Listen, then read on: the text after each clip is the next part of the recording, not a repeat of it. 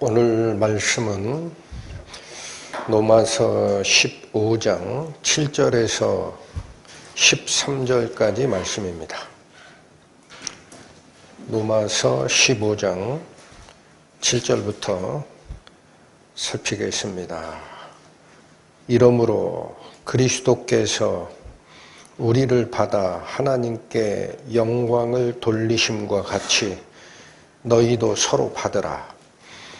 내가 말하노니 그리스도께서 하나님의 진실하심을 위하여 할례의 수종자가 되셨으니 이는 조상들에게 주신 약속들을 견고케 하시고 이방인으로 그 긍휼하심을 인하여 하나님께 영광을 돌리게 하려 하심이라.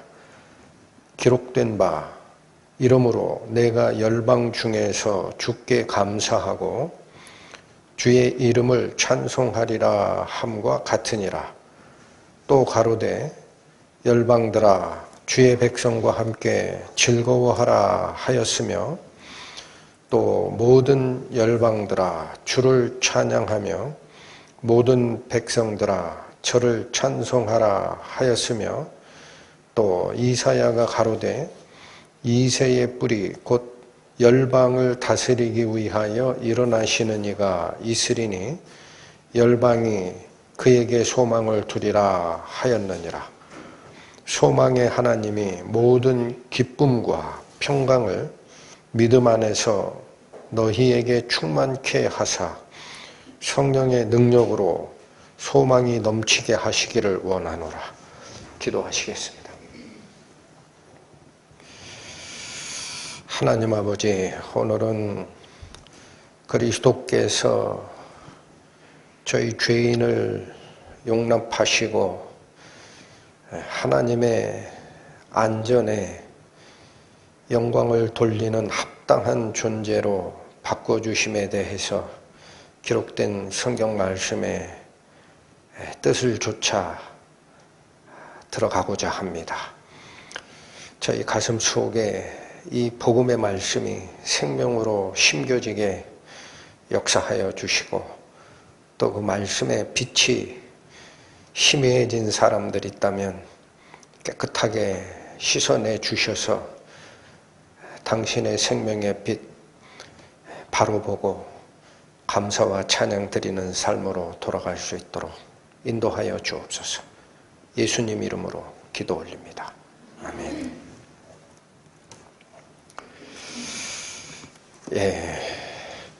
15장 7절에서 13절은 예수 그리스도께서 우리에게 베풀어 주셨던 그 복음의 전체 그림이 다시 한번 제시되고 있는 장면입니다.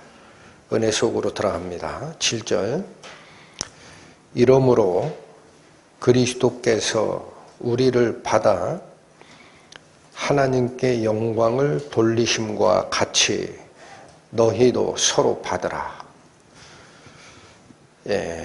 그리스도께서 우리를 받아주셨다. 이게 저희가 전하고 싶은 바로 복음의 핵심입니다. 복음의 핵심. 그리스도께서 거룩하신 하나님 앞에는 설 수 없는 우리 죄인을 받아주셔서 하나님께 영광 돌리는 예배자로 세워주셨다라는 게 복음의 핵심입니다. 자, 디모데전서 1장 가보십니다. 신약 337페이지 디모데전서 1장 15절 말씀 보십니다.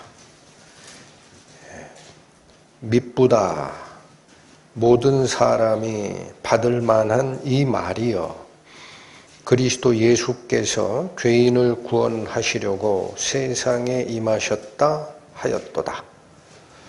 여러분 여기 미쁘다라는 이 표현은 영어로 표현하면 faith, 이게 믿음이죠. faithful입니다. faithful. 믿음으로 꽉 찼다라는 뜻이고, 우리말에 이 뿌다라는 이런 뒤에 나오는 수식어는 그게 가득 차다라는 뜻이에요. 예쁘다 그러면 아름다움으로 가득 찼다. 슬프다 그러면 슬픈 기운으로 가득 찼다. 기쁘다 그러면 좋은 기운으로 가득 찼다. 미쁘다 그러면 믿음으로 가득 찼다. 아주 아름다운 말인데 우리가 의미를 좀 잘 이해를 못하고 많이 씁니다. 그래서 미쁘다 이 말이요, 미쁘다 모든 사람이 받을 만한 이 말이요, 누구나 다 이거를 믿을 수 있다라는 거죠. 그리스도 예수께서 죄인을 구하시려고 세상에 임하셨다라는 이 말씀은 누구나 다 믿을 만한 가치가 있다라는 뜻입니다. 여러분, 이게 왜 사도 바울은 모든 사람이 다 믿을 만하다라고 얘기를 했을까요? 이 말이 가지는 의미가 무슨 의미이길래 이렇게 표현했겠느냐? 여러분, 하나님은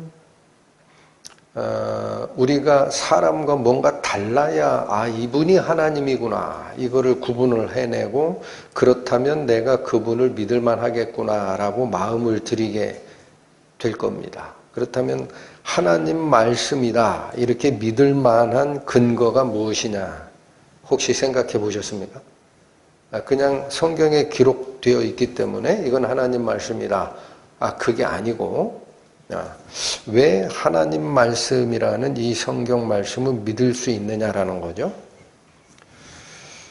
하나님은 우리 사람과 다른 속성이 이기성이 없어요. 다시 자기 중심적으로 생각하고 모든 거를 내가 생각하는 이익을 위해서 돌리는 이런 이기적이거나 편파성이 없는 분이 하나님입니다. 이거를 이해를 못합니다. 사람은 왜 못하느냐? 사람이 이미 삐뚤어졌기 때문에 그런 존재는 상상 속에서나 가능하지 없다 이렇게 생각을 하거든요. 그러나 성경이 우리를 가르쳐 주시는 그 방향은 하나님만이 의로우시다 그래요. 의롭다라는 건 옳고 곧다라는 거예요. 그 다음에 이 하나님은 바로 당신의 속성인 옳고 그름을 위해서는 당신의 생명이라도 주어서 바른 쪽으로 인도하고자 하는 사랑을 가지신 분이다. 이게 하나님의 속성입니다. 그런데 사람은 어떨까요? 사람은 판단 기준이나 또 어떤 행동이 자기중심적입니다. 옳고 그름에 있는 것 같죠? 실제 어떤 사건에 딱 맞닥뜨리게 되면은요, 옳고 그름은 뒤로 넘어가요. 그게 사람이에요. 옳고 그름 관계없어요. 판단 기준은 자기중심적입니다.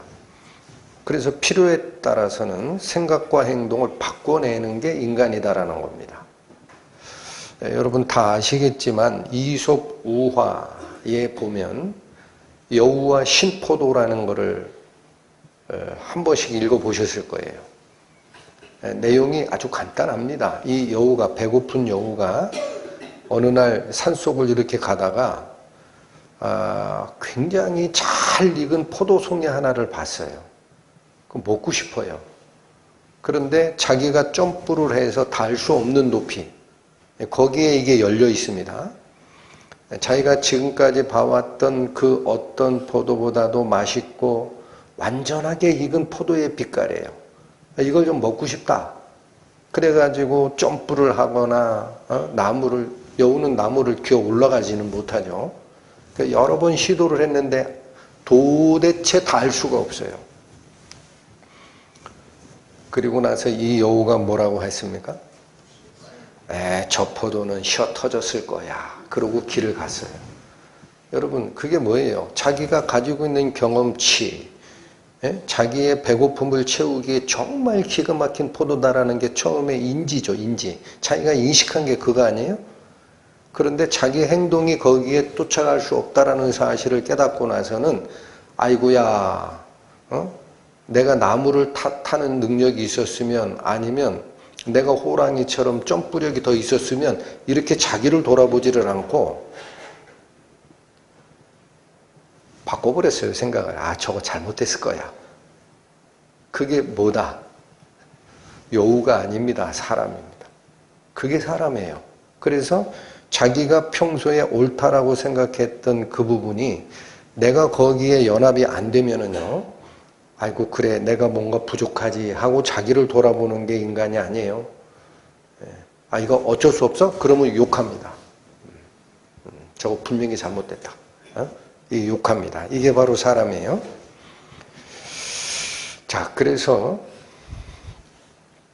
예수 그리스도께서 죄인된 우리를 당신의 생명으로 다시 거듭나게 하고 하나님 앞에 예배자로 세우셨다라는 이 말이 왜 받을만 하냐라는 얘기를 조금만 더 합니다. 성경을 모르는 분이에요. 그리고 궁금한 분이 있었어요. 그래서 성경 속에 있는 예수라는 그 인물은 도대체 누구냐? 왜 사람들이 다 쫓아가느냐? 그래서 본인이 예수의 행적을 성경에 기록된 대로 여러 번을 연구를 했답니다. 그랬더니 예수라는 사람은 셋 중 하나라는 거예요. 셋 중 하나. 첫 번째 거짓말쟁이. 두 번째 바보. 아니면 진짜 하나님이다. 그래서 왜 이렇게 생각을 했느냐? 사람들이 생각하거나 이해할 수 없는 말을 하거든요. 천국이 있다 얘기를 하고, 너희는 너희 몸을 멸하는 자를 두려워하지 말고 너희의 몸과 영혼을 지옥에 멸하는 하나님을 두려워하라. 이런 얘기를 막 해대요. 그러니까 사람 생각에는 뭐 저기 봤어? 거짓말이겠지. 이게 첫 번째 예수님이라는 이분의 행적을 보고 사람들이 느끼는 마음입니다. 거짓말쟁이다 이거. 그런데 이분이 깊게 연구를 했다는 거죠. 가만히 생각하니까 사람은 거짓말을 왜 어느 때 합니까? 자기에게 이익이 될 때 합니다. 여러분 잘 생각하세요. 사람이 거짓말을 할 때는 자기에게 이익이 되도록 하는 거예요. 그런데 성경에 기록된 예수님의 흔적을 아무리 쫓아가봐도 예수께서는 자기에게 이익되는 행동을 한 적이 없어요. 다 줬어요. 오병이어 사건 가지고 5,000명을 먹이시지를 않나? 눈이 먼 자의 병을 고치지를 않나? 다 다른 사람을 위해서 했지 자기에게 이익되는 행동을 한 적이 없습니다. 그럼 거짓말쟁이는 아니잖아. 그러고 생각하니까 이거 바보다 바보. 바보야. 우리가 생각하고 결정하는 의사결정 체계에서 이익이 뭔지 모르고 그냥 하는 바보다. 이 생각을 또 했대요. 근데 가만히 생각하니까 예수가 바보는 아니야. 왜 바보가 아니에요? 그렇게 성경을 많이 알고 백성의 지도자급이다라고 하는 사내들인 멤버, 제사장과 바리새인들하고 성경을 얘기할 때 예수님 답변에 이긴 자가 하나도 없거든요. 한 사람도 예수님의 설명에 성경을 가지고 당신 틀렸소라고 얘기하는 사람을 못 봤다 이거예요. 그거 바보 아니네. 거짓말쟁이도 아니고 바보가 아니면 뭐야? 정말 하나님이구나. 저는 그 얘기를 듣다가 사람의 눈에 예수가 바보로 보이는 게 맞겠다 싶었어요. 죄인을 구하기 위해서 하늘에 계셨던 존재가 내려와 가지고 당신의 생명을 주고 올라갔다. 누가 믿겠습니까? 그러나 우리 인간적 삐뚤어진 가치 기준과는 완전히 다른 이야기를 하는 이분이 바로 하나님이 아니면 누구냐? 그래서 사도 바울은 디모데전서 1장 15절에서 이 이야기를 꺼내는 겁니다. 사람 중에 이런 얘기를 하는 사람 봤냐? 이건 하나님만이 하시는 일이다. 그죠? 미쁘다 모든 사람이 받을 만한 이 말이여. 그리스도 예수께서 죄인을 구하시려 세상에 내려오셨다라는 이 말이 사람 수준에서는 할 수 없는 얘기더라. 자, 오늘 본문으로 다시 가십니다. 로마서 15장 7절 다시 보시면 이러므로 그리스도께서 우리를 받아 하나님께 영광을 돌리심과 같이, 이건 예수님께서 살아가신 본입니다, 본. 근데 거기가 중요한 게 아니죠. 그것과 같이 어떻게 하라? 너희도 서로 받으라. 이거는 앞에서 저희가 선고했던 믿음이 강한 자가 믿음이 약한 자를 받으라라는 그 단계를 넘습니다. 서로입니다, 서로.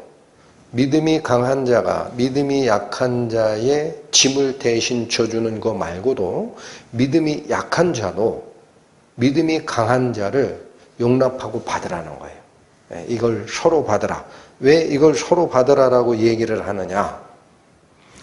바로 앞에 그리스도께서 우리를 받아 하나님께 영광을 돌리셨다라는 예수님의 행적, 바로 복음이 있기 때문에 이걸 연결을 시키면 우리가 복음 안에서 하나로 연합되기 위해서는 반드시 서로 용납해야 된다는 겁니다. 이게 지침입니다. 자, 그리고 지난주차까지 여러 차례 설명을 드려서 이제는 느낌이 올 겁니다. 지금 사도 바울이 로마 교회에 편지를 쓰면서 가장 우려하는 게 뭐죠? 가장 우려하는 게 할례자, 유대인들이 쫓아가는 행동 방식과 이방인 중에 구원받은 이방인 신자들 간에 서로 용납이 안 되는 음식법과 의례와 절기 지키는 규정, 이런 것들을 서로 용납하고 받아주지 않았을 때는 교회가 하나가 아니라 둘로 쪼개지게 돼 있어요. 이걸 가장 크게 지금 염려를 하는 거기 때문에 복음의 핵심을 다시 꺼냅니다. 8절입니다. 내가 말하노니 그리스도께서 하나님의 진실하심을 위하여 할례의 수종자가 되셨으니, 자, 이게 예수 그리스도께서 살아가신 삶의 방향성입니다. 다시 보시면 내가 말하노니 할 때 이 말하노니라고 번역된 이 부분이 있죠. 이것이 실제 원문에 가면 그냥 말하다가 아니라 뭐뭐에 대하여 말하다, 선언하다, 영어로 표현할 때는 say for입니다. say for. 어떤 것에 대해서 지금 선언하고 싶은 게 있어요. 뭐에 대해서 선언하고 싶은 거냐면 그리스도를 통한 복음의 원리에 대해서 자기가 선언하고 싶은 게 있다라는 거예요. 그래서 내가 말하노니 그리스도께서 하나님의 진실하심을 위하여 할례의 수종자가 되었다라고 합니다. 여러분, 하나님의 진실하심을 위하여라는 이 표현은 무슨 뜻이죠? 하나님께서 구약에서부터 예언해놨던 약속이 있습니다. 약속. 그 약속이 어그러지면 진실하신 거예요? 거짓인 거예요? 그렇죠. 하나님이 진실하시지 않은 거예요. 그래서 여기 이 표현은 뭐냐면 그리스도께서 하나님께서 약속하신 그 약속들이 진실하다라는 것을 입증해내기 위해서 할례의 수종자가 됐다라는 겁니다. 참고로 우리 성경에서는 할례의 수종자 이렇게 표현했는데 이 부분도 마찬가지입니다. 헬라어 원문에 가서 할례라고 번역된 그 단어를 어떤 단어가 쓰였나 하고 가보니까 3장 30절에서 얘기하는 할례자입니다. 여기 잠깐 한번 가볼까요? 로마서 3장 30절.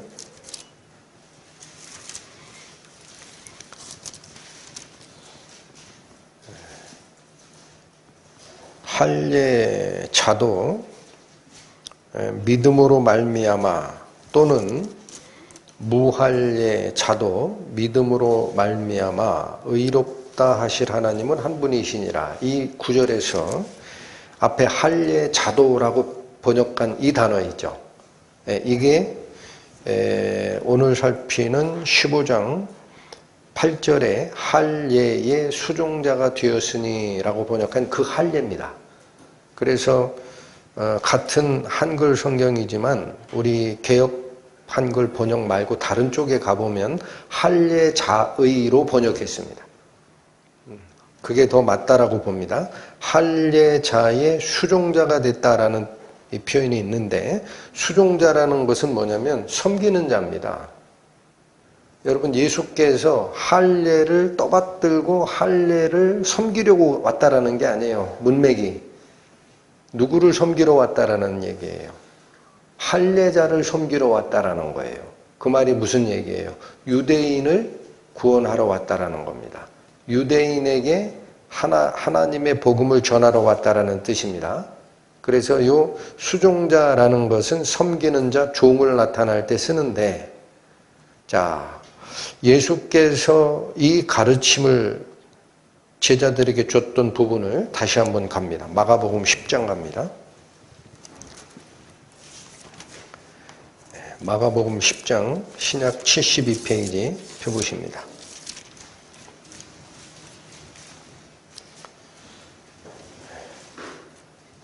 지난주 말씀에서도 한번 살폈던 것 같은데요. 마가복음 10장 43절에서 45절까지 봅니다. 43절, 너희 중에는 그렇지 아니하니 너희 중에 누구든지 크고자 하는 자는 너희를 어떻게 하는 자가 되고, 여기 섬기는 자라는 표현, 이 단어예요. 할례의 수종자라고 할 때 수종자가 이 단어입니다. 그런데 한 번 더 설명하죠. 너희 중에 누구든지 으뜸이 되고자 하는 자는 모든 사람의 뭐가 되어야 하리라? 그러니까 섬기는 자, 종 이런 표현을 각각 써가지고 우리가 어떤 삶을 살아야 되는지를 설명하고 있어요. 이때 바로 섬기는 자입니다. 그리고 왜 이렇게 표현했느냐? 45절이 이 핵심이에요. 인자가 온 것은, 자, 여기 인자는 예수님이죠. 인자에 온 것은 섬김을 받으려 함이 아니라 도리어 섬기려 하고 자기 목숨을 많은 사람의 대속물로 주려 함이니라. 예수께서 세상에 내려오신 목적 자체가 떠받듦을 받고자 온 게 아니다라는 거예요. 내가 하나님의 아들이니까 너희들 나를 섬겨라. 그렇게 오시지 않았다라는 거예요. 그럼 뭐 때문에 왔다?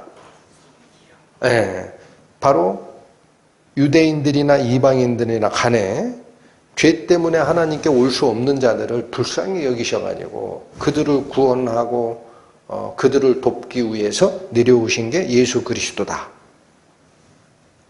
자, 요거 정확하게 표현된 말씀이 빌립보서에 있습니다. 가보십니다. 빌립보서 2장 신약 320페이지 펴보십니다. 빌립보서 2장 6절에서 8절 말씀. 6절, 그는 근본 하나님의 본체시나. 여기 본체라는 이런 표현들은 하나님이 형체가 있다라고 생각하면 모양을 얘기하기 쉬워요. 근데 하나님 형체 없으시거든요. 그래서 여기 사용되는 이 모르페라고 하는 이 헬라어는 본체라는 뜻도 있지만, 물건 그러면 본체에 해당이 되지만 어떤 물질 그러면 본질이 됩니다. 두 가지를 다 나타내는 단어입니다. 그래서 이렇게 보셔야 돼요. 그는 근본 하나님과 본질이 또는 특질이 성격이 같으시나라는 뜻이에요. 똑같으시나 하나님과 동등됨을 취할 것으로 여기지 아니하시고 오히려 자기를 비어 무슨 형체를 가져? 이 종의 형체가 뭐냐? 바로 뒤에 나오죠. 사람들과 같이 되었대요. 그러니까 예수 그리스도께서 하늘의 영광을 잠시 포기하고 이 땅에 내려온 것은 종의 형체를 띠고 내려와야 사람을 섬긴다라는 얘기입니다. 예수 그리스도께서 우리 피와 살이 있는 사람의 모습을 하고 이 땅에 오시지 아니하면 사람을 섬길 수가 없다라는 겁니다. 왜 없어요?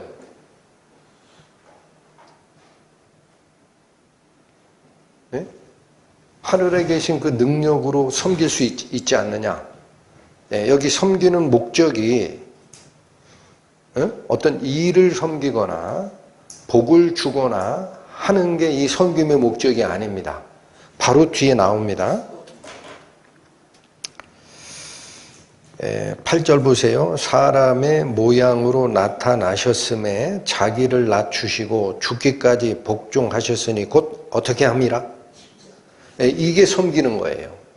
여러분 그리스도 예수께서 우리와 똑같은 살과 피를 가진 자로 이 땅에 내려오셔야만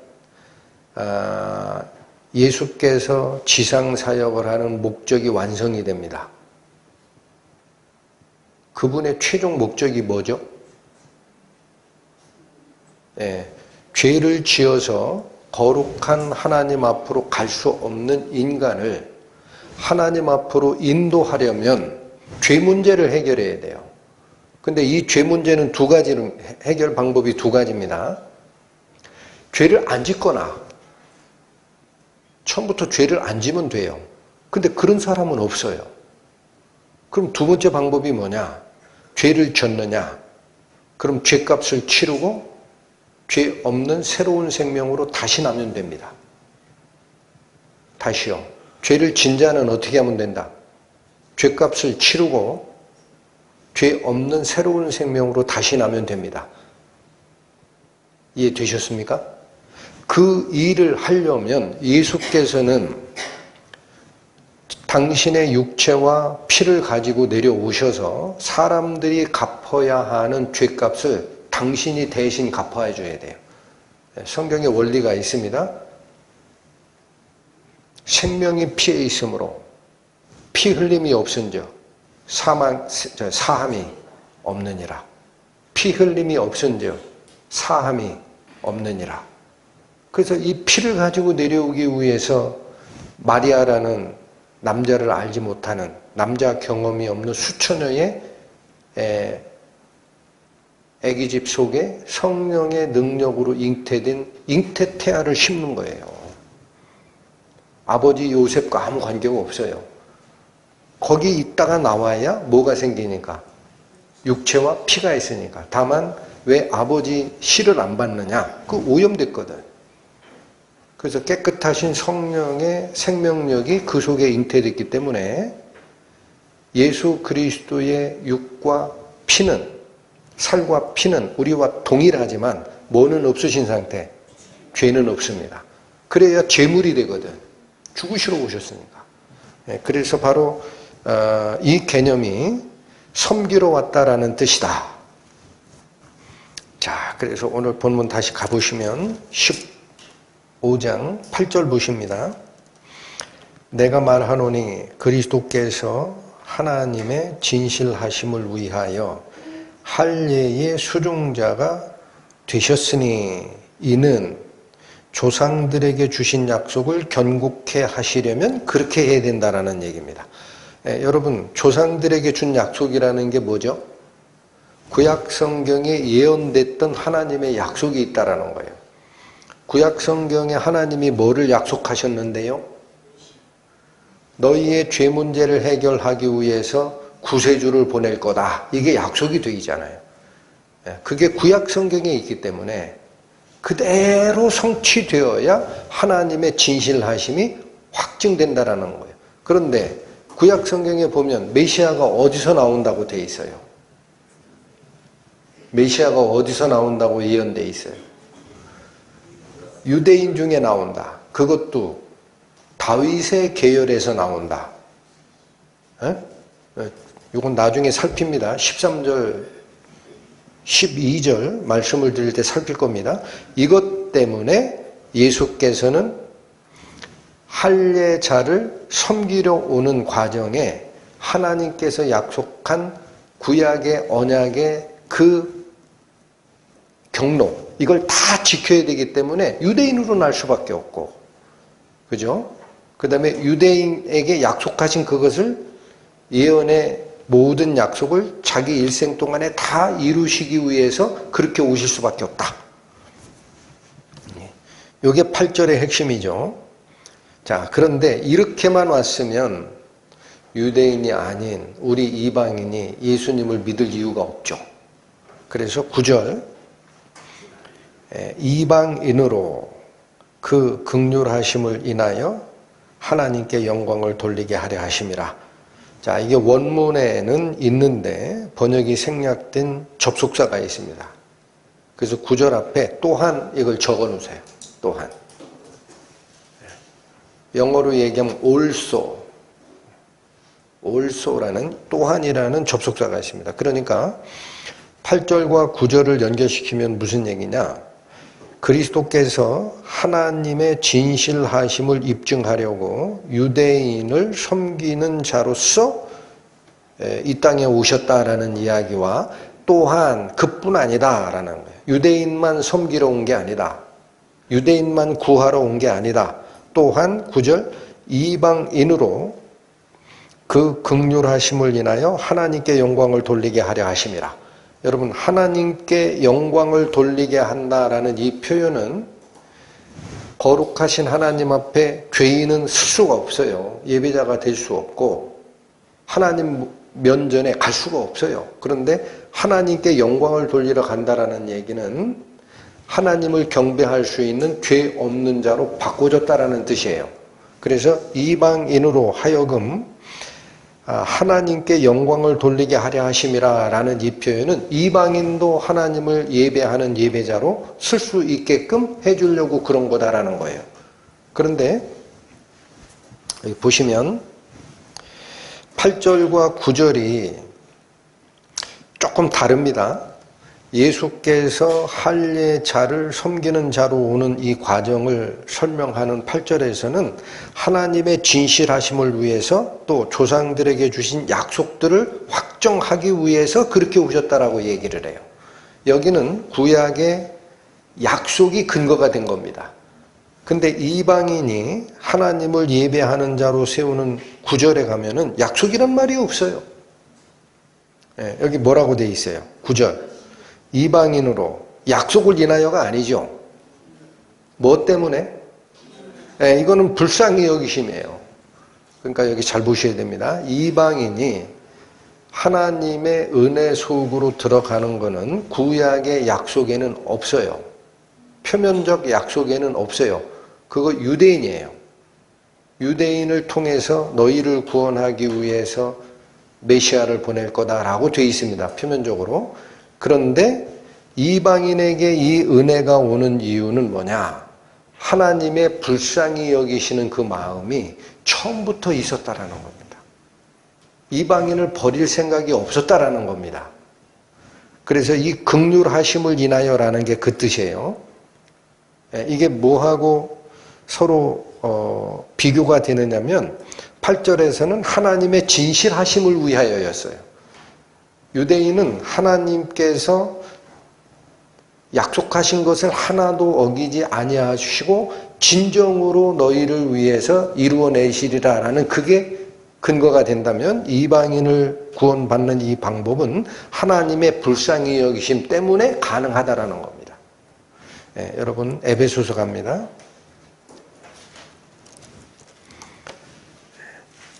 신약성경 311페이지 펴보십니다. 에베소서 2장 11절에서 13절까지 봅니다. 11절 그러므로 생각하라. 너희는 그때에 육체로 이방인이요. 자, 여기 너희는 누구죠? 에베소 교회에 있는 성도들. 에베소 지역이 이방 지역이거든요. 그러니까 지금 구원을 받았지만 너희는 그때에, 즉 예수님을 믿기 전에는 육체로 누구였다? 이방인이었다라는 거예요. 유대인이 아니고. 또 손으로 육체에 행하는 할례당이라 칭하는 자들. 이게 누구예요? 유대인이죠. 이들에게 무할례당이라 칭함을 받는 자들이었더라. 저 사람들은 할례도 못 받은 죄인들이야 라고 칭함을 받는 자들이라. 12절 그때에 마찬가지 구원받기 전입니다. 그때에 너희는 그리스도 밖에 있었대요. 또 이스라엘 나라 밖의 사람이래요. 또 더 심각하죠. 약속의 언약들에 대하여는 외인입니다. 그러니까 구약의 명백한 메시아 약속은 이방인을 대상으로 주어진 적이 문구상으로 없었다라는 겁니다. 그 약속들에 대해서는 관계없는 외인이에요. 밖에 사람이에요. 약속 밖에 있는 사람이에요. 세상에는 소망이 없고 하나님도 없는 자이더니 그 약속 밖에 있으면 무슨 소망이 있겠습니까? 자, 13절 여기도 마찬가지 그러나라는 접속사가 원문에는 맨 앞에 있습니다. 그러나 이제는 전에 멀리 있던 너희가 여기 잘 보셔야 됩니다. 무엇 때문에 하나님과 가까워집니까? 그리스도 예수 안에서 그리스도의 피 때문에 하나님께 가까이 갈 수가 있게 됐다.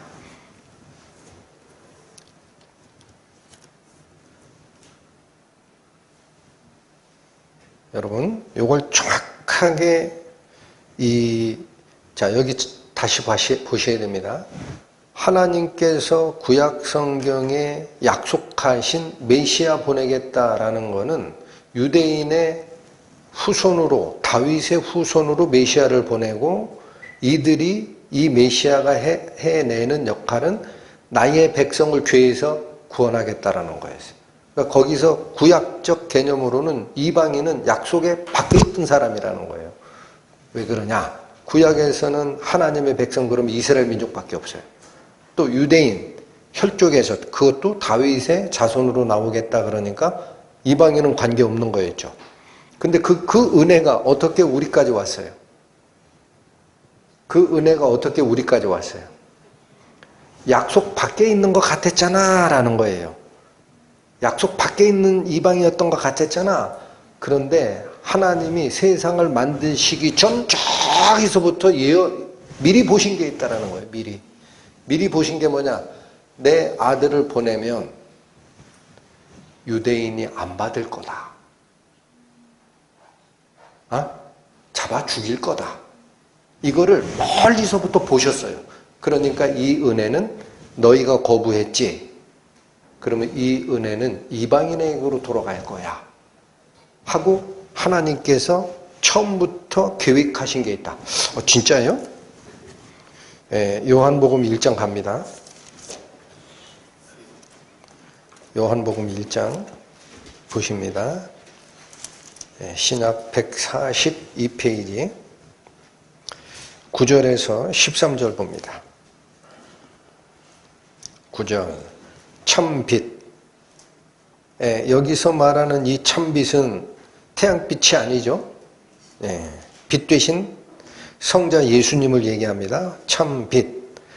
곧 세상에 와서 각 사람에게 비치는 빛이 있었나니, 이 빛의 존재를 설명합니다. 10절 그가 세상에 계셨으며, 그러니까 예수 그리스도라는 그 신분으로 사람의 모습으로 나오기 전부터 세상에 계셨던 존재라는 거예요.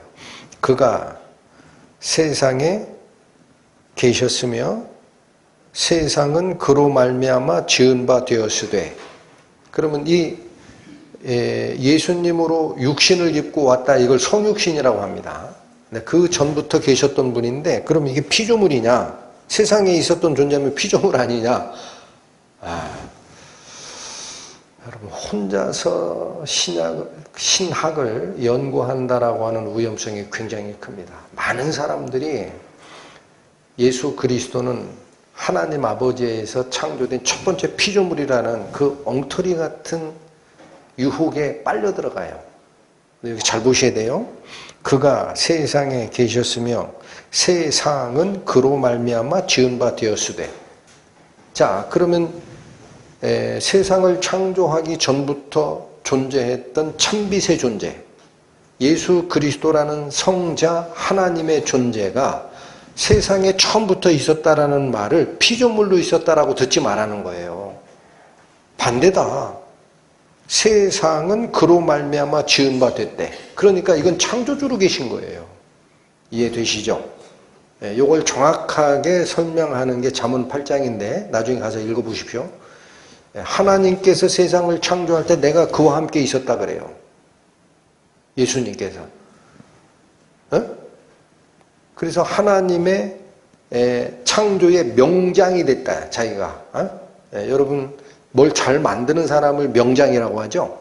내가 하나님의 창조의 명장이 돼서 하나님과 같이 세상을 창조할 때부터 거기서 사람도 만들고 다 만들고 했어 라고 되어 있습니다. 그래서 다시 읽습니다. 10절 그가 세상에 계셨으며 세상은 그로 말미암아 지은 바 되었으되 세상이 그를 알아요 몰라요? 그래서 여러분 요즘에 아마 기독교라는 이 개념을 모르는 사람한테 예수님이 창조주야 그러면은 너 뭐가 잘못됐다. 병원 가봐라. 그럴 거예요. 예수가 어떻게 창조주냐. 2000년 전에 이스라엘의 그 목수의 아들로 태어났던 인간이지. 여러분 예수님이 창조주 맞아요? 이게 믿어지니 신기하죠? 자, 그 다음이 중요합니다. 11절 자기 땅에 오매. 자기 땅이 누구예요? 약속한 그 이스라엘 사람들이 거하던 땅이에요. 이게 자기 땅이 그 뜻이에요. 자기 땅에 오매 자기 백성이 영접해요? 영접지 않아요? 이게 참 신기한 거예요. 율법을 알고 가리킨다라고 하는 제사장들과 바리새인들 손에 의해서 정죄받아 예수님은 십자가에 못 박혀 달립니다. 자기 백성이 영접지 아니하였으나. 그런데 12절 보세요. 그래서 뭐가 바뀌나 보세요. 영접하는 자, 곧 그 이름을 믿는 자들에게 예수가 메시아다라는 사실을 믿는 자, 예수가 곧 구원자다, 예수 이외에는 길이 없다, 이 사실을 믿는 자들에게는 하나님의 자녀가 되는 권세가 주어집니다. 그래서 이 하나님과 다시 부자관계, 여러분 여기 자녀관계라는 건 지위로 보시면 안 되고 생명관계예요. 하나님의 생명으로 다시 내 생명이 연결됐다라는 뜻입니다. 그게 부자예요. 하나님의 자녀가 되는 권세를 주셨으니 이 관계가 어떻게 설정되느냐. 13절 이 관계는 하나님을 아버지라 부르고 우리는 하나님의 자녀요 라는 이 관계는 혈통으로나 육정으로나 사람의 뜻으로 나지 아니합니다. 혈통도 필요 없어요. 혈족적 유대인이 이제는 의미가 없어요. 또 육정으로, 이건 뭐냐면 사람의 이 혼의 구성이 죄에 물든 욕심에 이끌린 그 성격이 아니에요. 이게 육정이에요. 육체적 정욕, 그게 아니에요. 그럼 뭐를 우리가 본을 받아 새로 생명이 나와요? 성령의 거룩하심이에요. 그래서 자, 이게 혈통도 아니고 본질적 육정도 아니고 사람의 뜻으로도 나는 게 아니에요. 그러니까 여기 잘 보십시오. 오늘 시작하기 전에 찬양 중에 그게 있었죠. 말과 뜻과 행실이 깨끗하고 착해도 다시 나지 못하니 힘써도 못하네. 사람의 뜻, 내가 아무리 노력하려고 그래도 안 됩니다. 다시 나는 거는. 근데 어떻게 났어요? 사람의 뜻으로 나지 아니하고 오직 하나님께로서 난 자들이 있다. 그래서 이 복음이 이방인으로 흘러가는 이 대서사의 흐름은 하나님께서 창조 전부터 예언하신 거예요. 그렇게 될 거다. 얘들아, 그렇게 될 거야. 다시 오늘 본문으로 돌아옵니다.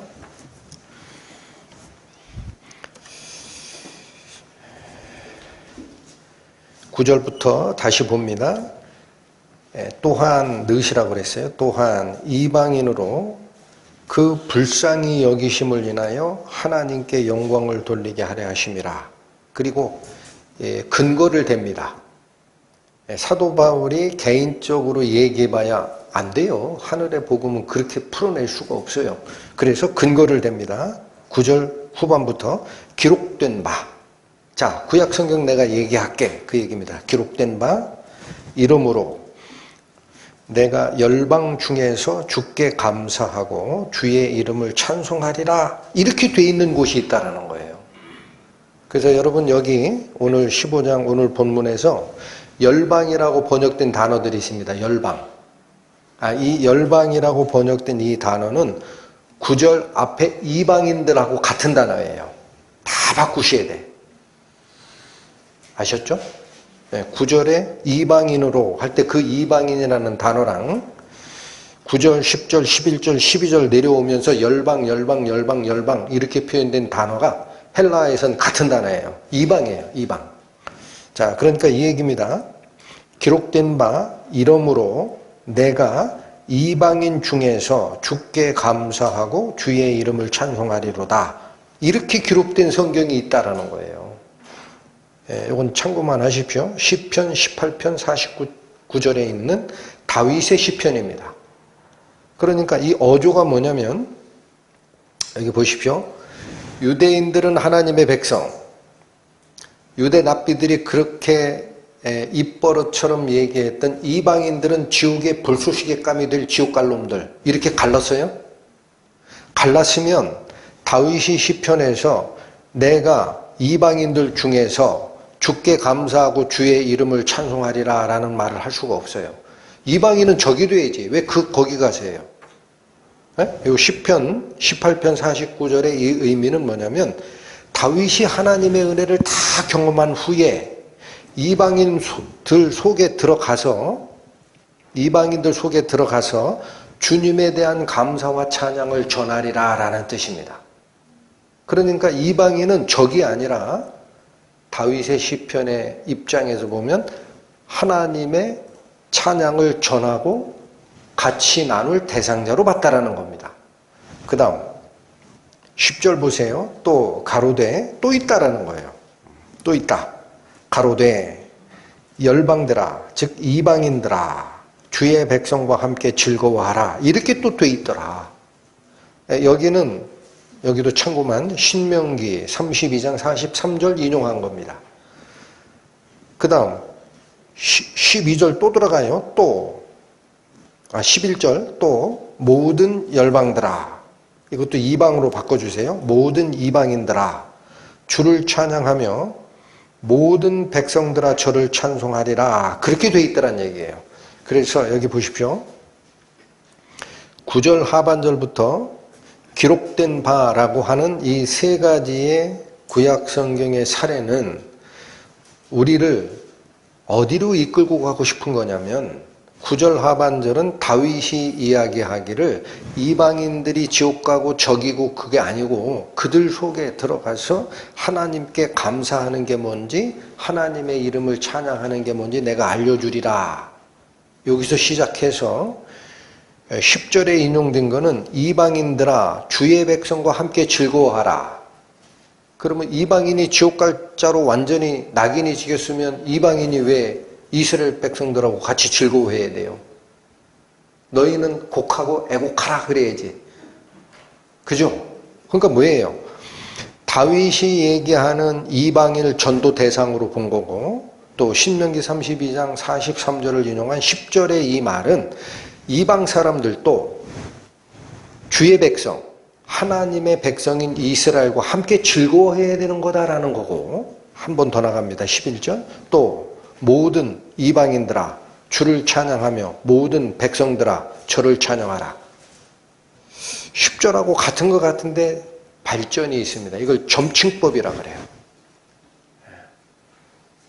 문장을 잘 보시면 9절 하반절은 이방인들에게 하나님을 찬양하고 하나님의 거룩하심을 전하겠다라는 표현이라면 10절에 오니까 그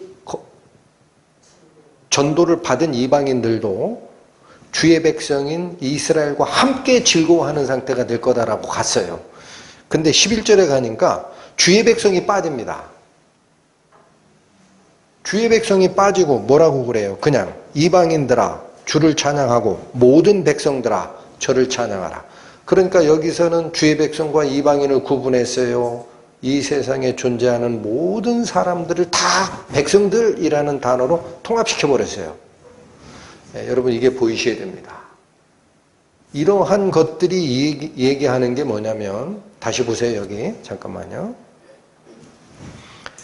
구약에 예언된 메시아의 예언과 그가 오면 이스라엘 백성, 당신의 하나님의 백성을 죄로부터 구원할 거야 라는 약속이 구약 성경에 있지만 구약 성경에 도 같았던 납비 교육을 받았던 바울은 증언하는 게 있습니다. 그건 표면적이라는 거예요. 그건 표면적이다. 왜 그러냐? 구약 성경 다시 볼래? 그럼 왜 이방 사람들에게 복음 전한다고 하고 이방 사람들도 주의 백성과 같이 찬송하게 된다고 얘기를 하고 그 다음에 더 나가서 이방 백성들 전체를 백성이라고 얘기하고 하나님 찬양하라고 얘기하겠니? 그럼 그 지옥 보낼 자에게 그렇게 얘기하겠니? 이해가 되십니까? 이게 하나님의 뜻이었다라는 겁니다. 자, 그래서 여기 오늘 복음의 본질을 다시 들어가고 싶어요. 그 10절에 또 가로되 열방들아 주의 백성과 함께 즐거워하라 라고 기록된 이곳, 여기서부터 이방 백성들도 하나님을 찬양하고 즐거워하는 그 그룹 안쪽으로 끌어들인 거예요, 성경이. 이게 어딘지를 한번 가보자라는 거예요. 아까 말씀드렸죠? 신명기 32장입니다. 이건 한번 시간이 나는 만큼 깊게 살필 겁니다. 구약 315페이지 펴보십니다. 신명기 32장 43절 가보시면 너희 열방은 주의 백성과 즐거워하라. 요거 가져온 거예요. 자, 너의 열방은 주의 백성과 함께가 거기 생략돼 있죠? 주의 백성과 즐거워하라라는 얘기는 함께 즐거워하라는 얘기입니다. 로마서는 함께를 번역한 거고 여긴 빠져 있어요. 너희 열방은 주의 백성과 함께 즐거워하라. 요걸 가져온 겁니다. 그러면서 뭐냐? 주께서 그 종들의 피를 갚으사 그 대적에게 보수하시고, 보수했다라는 것은 원수를 갚았다는 뜻이에요. 그 대적에게 원수를 갚으시고 자기 땅과 백성을 위해서 속죄하시리로다. 요 약속이 있다라는 거예요. 요걸 가져온 거예요. 근데 자, 여기 좀 큰 그림을 설명을 드릴게요. 지금 신명기 32장에 1절부터 43절까지는 별도의 이름이 있습니다. 여러분 고린도전서 13장을 사랑장이라고 하죠. 이렇듯이 또 고린도전서 12장을 은사장이라고 하고 이러듯이 여기에 이름이 붙여 있습니다. 이걸 뭐라고 하냐? 모세의 노래라 그래요. 모세가 마지막에 자기가 죽기 전에 이스라엘 백성들에게 노래를 알려줬어요. 여러분 하나님의 뜻이 담긴 미래 예언이 노래로 불려질 때 안 잊어먹어요. 백성들에게 아예 암기하도록 노래를 만든 게 이 부분이에요. 모세의 노래라고 합니다. 그래서 31장 30절 한번 보실까요? 31장 30절에 보면 모세가 이스라엘 총회에게 이 노래의 말씀을 끝까지 읽어 들리니라. 이렇게 시작하죠. 그래서 32장 1절부터 쭉 와서 43절까지 끝나고 나서 44절 보세요. 모세와 눈의 아들 호세아, 이게 여호수아예요. 호세아라는 이름이 본명인데 모세가 이 이름을 뭐라고 바꿔버렸어요? 여호수아라고 불렀어요. 히브리적 의미는 뜻이 거의 같아요. 여호수아, 호세아, 여호와께서 구원하신다라는, 이게 나중에 예수님한테는 뭐로 바뀌어요? 여호수아, 호세아, 예슈아 이렇게 바뀌죠. 예수님의 이름이 여호와가 구원하신다거든. 어찌됐든 모세와 눈의 아들 여호수아가 와서 이 노래의 모든 말씀을 백성에게 말하여 들리니라 하고 끝나죠. 이해되셨죠? 네, 그래서 신명기 32장 1절부터 43절까지가 모세가 마지막에 이스라엘 백성들에게 알려주고 싶었던 하나님의 역사입니다. 이렇게 갈 거다. 그래서 이건 노래로 리드미컬하게 애들한테 다 배우게 해서 이 복음이 끊어지지 않게 하라 라고 보여줬던 모세의 노래인데, 핵심이 43절에서 끝난다는 겁니다. 핵심이. 근데 43절에 보면 너희 열방은, 즉 너희 이방 사람들은 주의 백성, 즉 이스라엘 백성과 같이 즐거워하라. 그러면서 무슨 말이 나오느냐? 주께서 그 종들의 피를 갚으사 그의 대적에게 원수를 갚으시고 자기 땅과 백성을 위하여 속죄하실 거니까, 이 이야기를 합니다. 그럼 여기 잘 보셔야 돼요.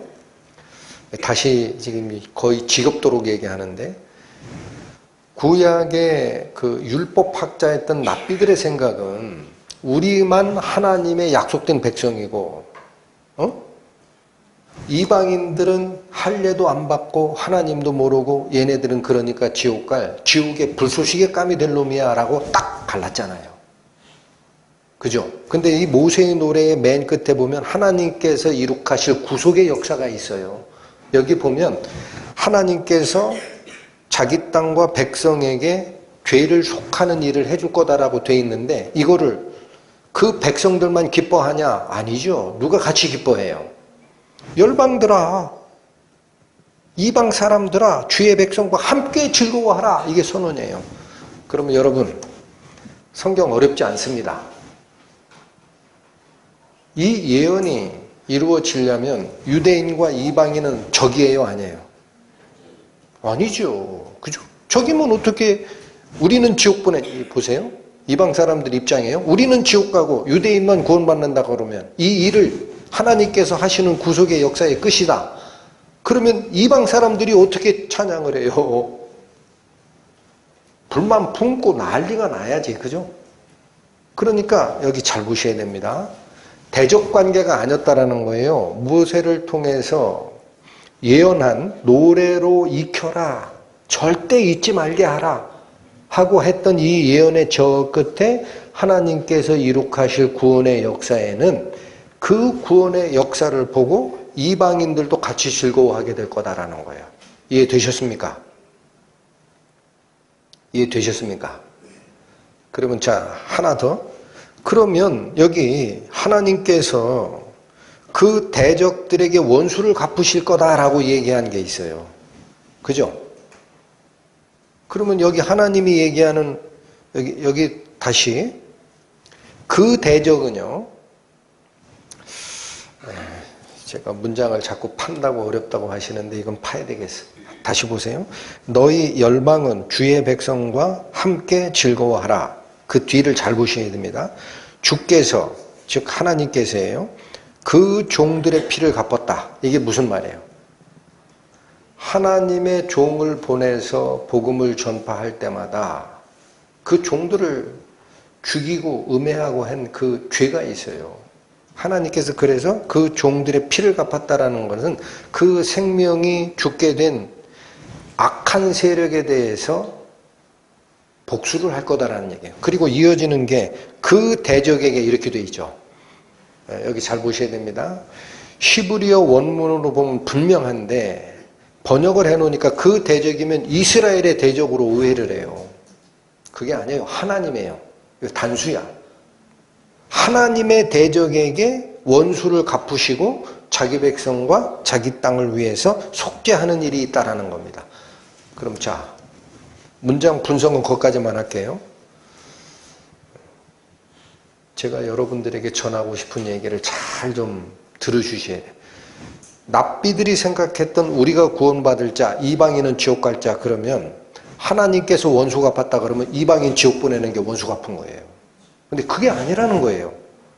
하나님께서 당신의 백성과 당신의 땅을 위해서 속죄 사업을 이룩하시면 이거는 유대 백성들도 즐거워하지만 이방 사람도 같이 즐거워할 일이 있다라는 거예요. 그러면 여기 하나님의 원수를 갚는다라고 할 때 하나님의 대적에게 원수를 갚는다 할 때 그 대적이 누굽니까? 하나님의 대적이 누굽니까? 질문하셔야 돼요. 성경을 읽으실 때. 잘 착각했다라는 거야. 착각했다. 우리는 사람들은 파벌을 가지고 있는 속성이 커요. 근데 내가 옳고 네가 다르다. 나는 선택받고 너는 버림받았어. 하고 이 둘이 싸웠지. 하나님의 입장에서는 이건 다 구원해야 할 죄인들이에요. 그렇잖아요. 이건 원래 세상을 창조하던 창조주의 입장에서는 나의 형상을 따라 지은 나의 아들들이다라는 거야. 그런데 이 아들들이 왜 원수지간이 됐어요, 하나님하고? 중간에 꿰는 놈이 왔거든. 중간에 꿰가지고 하나님 밑에 있지 말어. 너 바보냐? 내 방법 하나 가르쳐 줄게. 하나님이 먹지 말라고 한 그 명령 있지. 금지 명령. 그거 깨면 하나님하고 너하고 붙어있던 쇠사슬 끊는 거니까 먹어라. 안 주고 자유야. 하고 그 유혹에 딱 따먹고 나서 하나님으로부터 유괴범이 탁 쳐가지고 어린애 아버지 없을 때 유괴범이 사탕 딱 줘가면서 유괴해가지고 애들 딱 데리고 간 거예요. 그래서 누구 삼아버렸어요? 자기 아들 삼아버렸어. 이게 인간의 타락의 핵심입니다. 그래서 사탄이 이야기하는 세상의 욕심과 자기중심성, 그 밑에서 살아가는 게 죄인이라는 증거라는 거예요.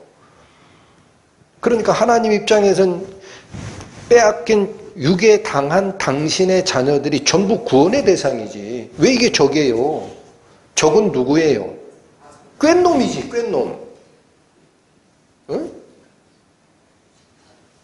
전에도 말씀을 드렸지만 이렇게 얘기하면 그러면 왜 하나님께서 불쌍히 여기셔야 될 우리를 지옥에 보냅니까? 라는 또 질문해. 어김없이 나와요. 왜 그렇다 그랬어요? 예수님 입에서 선언했죠. 불못 지옥은 너희 가라고 맺는 데가 아니야. 사탄과 그 추종자들을 가두기 위해 만든 곳이야. 그런데 니네들이 가는 이유는 그와 연결된 쇠사슬을 네가 스스로 안 끊었기 때문에 걔를 그 사탄을 보낼 때 네가 쫓아가는 거야. 그러니까 이 줄을 끊어라 제발. 이렇게 얘기하시는 거라고요. 이해되셨어요? 하나님 입장에서는 대적이 누구다? 사람을 꿰는 마귀입니다. 근데 사람들은 마귀가 안 보여요. 여기가 문제야. 뿔 달리고 이렇게 하고 탁 나와가지고 하면 딱 알지. 이놈이 나쁜 놈. 이거 하나님이 쫓아가지 말라고 그랬어. 딱 아는데 마귀가 지금 세상에서 우리를 형체로 유혹하는 게 아니고요. 이미 이 속에 선악과 속에 심었던 욕심으로 유혹을 합니다. 욕심으로. 응? 그 따먹어도 안 주고 그리고 하와가 딱 봤더니 뭐가 발동이 돼요? 욕심 세계가 발동되잖아. 먹음직도 하고 보암직도 하고 지혜롭게 할 만큼 탐스럽기도 하였다. 이게 탐욕이에요. 요 속성을 가지고 무슨 죽은 후가 어디 있냐? 그 신경 쓰지 말어. 들떨어진 기독교 애들 걔네들이나 하는 얘기니까 쫓아가지 말고 이 세상이 얼마나 살기 좋은지 아냐? 여기 다 있어. 여기다 신경을 써. 하고 하나님 위쪽으로 하늘 위쪽으로 하나님을 향하여 눈을 돌리지 못하게 세상에 딱 묶어놓는 작업이 있다라는 거예요.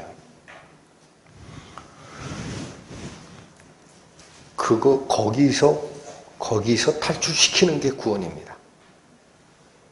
여러분 오늘 잘 들으셔야 됩니다. 내가 죄를 짓고 거짓말을 하고 사기를 치고 음란한 짓을 하고 그게 죄의 근원이 아니에요. 여러분 착각했어요. 그건 죄가 열매 맺은 결과고 죄의 근원 오늘 확실히 보셔야 돼요. 죄의 근원은 어디냐? 마귀가 사람을 꿰일 때 심어놨던 이기심입니다. 욕심. 이게 죄입니다. 네, 봅니다. 이사야 44장.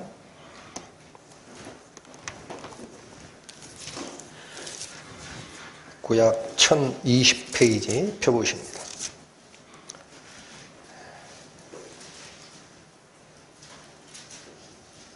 자, 핵심만 지금 징검다리식으로 찾아서 가겠습니다. 나중에 오늘 예배 끝나고 나서 이사야 44장 필요하면 집에 가셔가지고 정독하세요.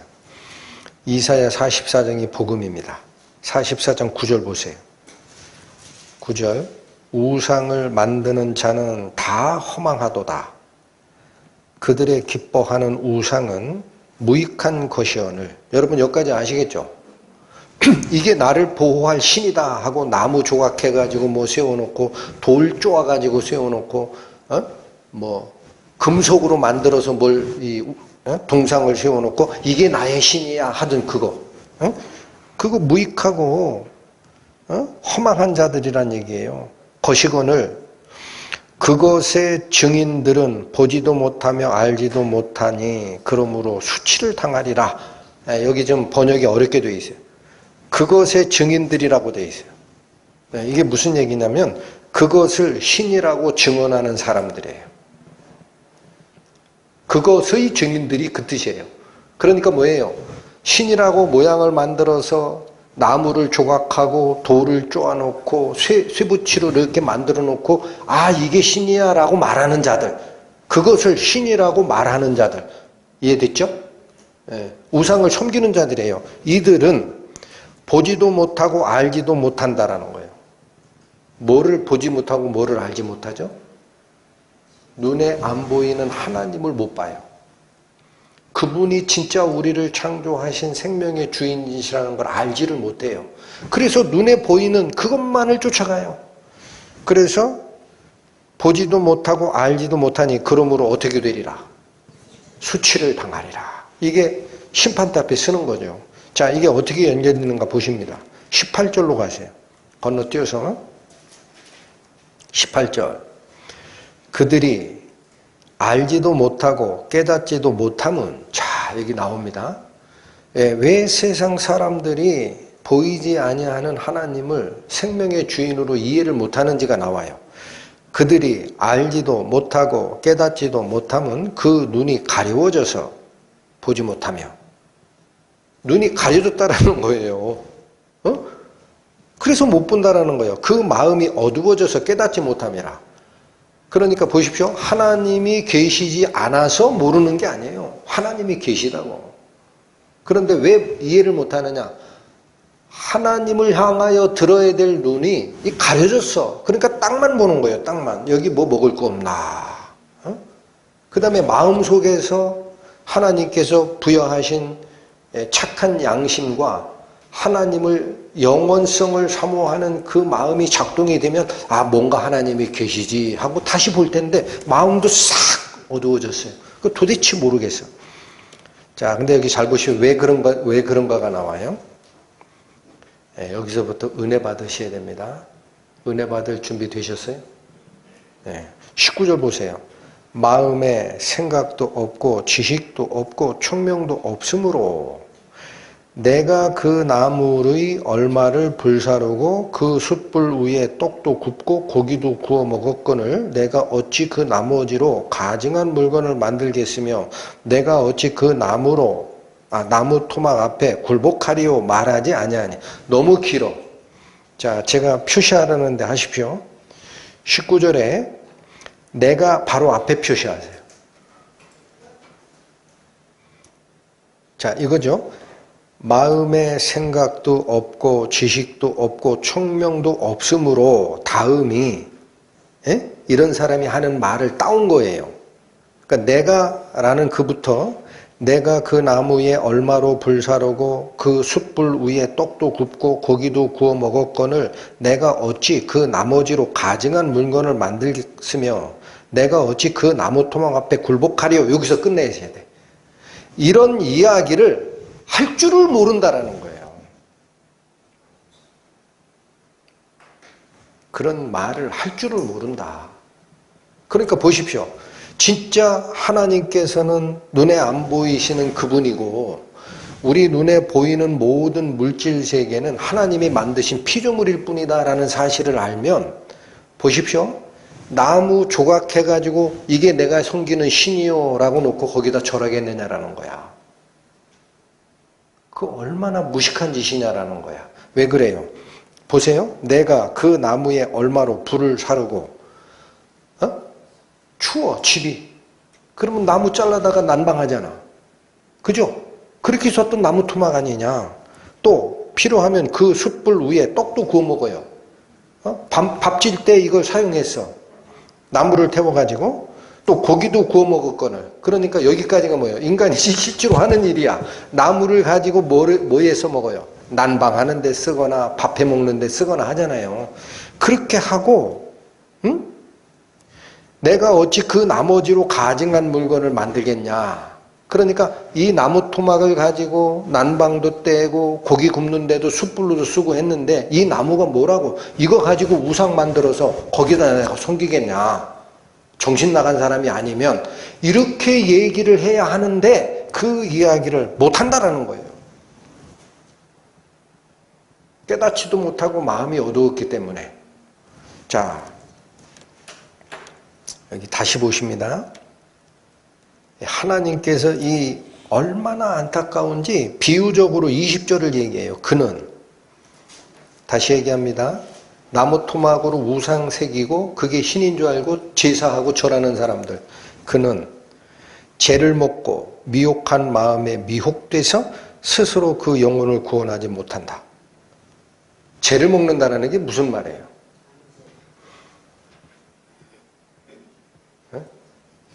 나무 배에다가 고기 구워 먹었어요. 구운 고기 먹다 보면 재도 먹죠. 밑에서 땔감으로 사용됐던 그 나무의 재도 거기 섞여 있죠. 그걸 먹는다라는 거예요. 그는 죄를 먹고 미혹한 마음에 미혹돼서 스스로 그 영혼을 구원하지 못하며, 그러니까 우상, 가짜 신에게 제사하고 경배하는 그 사람들은 첫 번째가 미혹됐다라는 거예요. 그게 신인 줄 착각했다.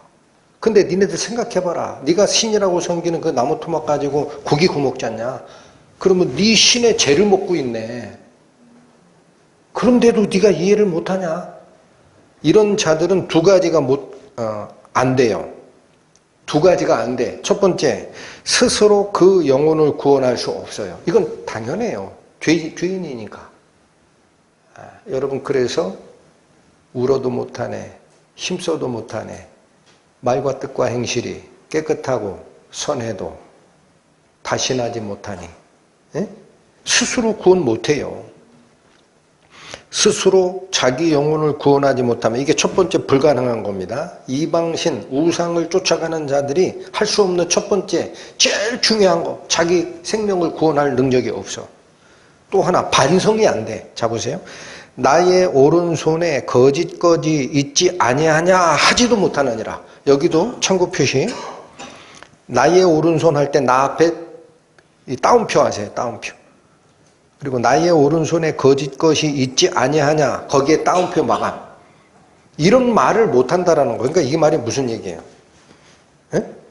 자, 여기 보세요. 나무로 조각한 신상을 오른손에 쥐고 있다고 가정하세요. 근데 이 나무가 신이 아니죠. 그러니까 뭐라고 그래? 이거 딱 들고 뭐라고 그랬어야 돼요, 원래는.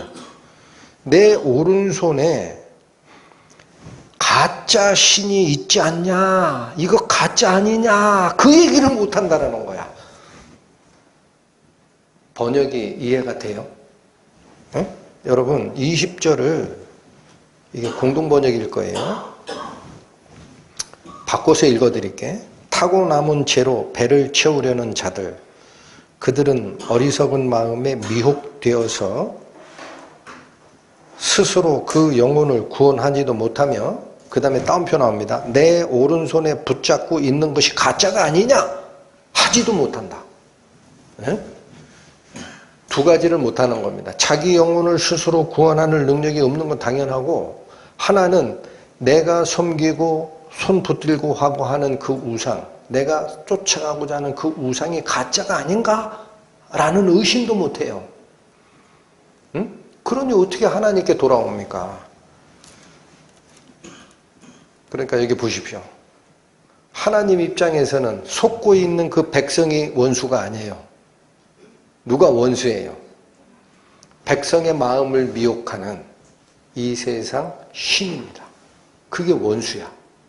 그래서 여러분 복음의 핵심 구절 연결이 됩니다. 21절부터 보세요.